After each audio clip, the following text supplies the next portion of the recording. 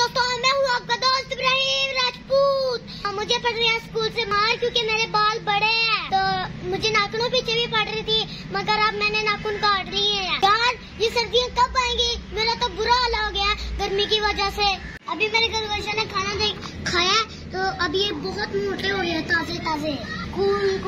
मुझे लग रहा है कोई बच्चे ना साइकिल चला रहे हैं गली में, तो मैं देखता हूँ। मेरी तो नहीं है वो साइकिल।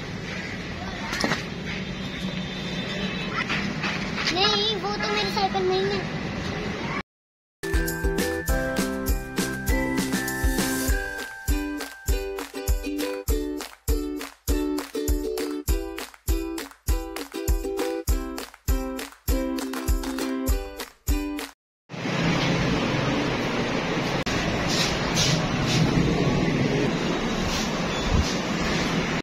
दोस्तों, कल मैंने कटिंग तो करा ली थी, तो अब मुझे स्कूल से मारनी पड़ेगी। तो अभी हम अपनी गाड़ी की सर्विस करा रहे हैं।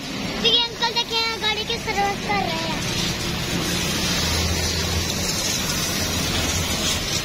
सर्विस तो काफी अच्छी कर रहे हैं, सही बना दिया गाड़ी। तो दोस्तों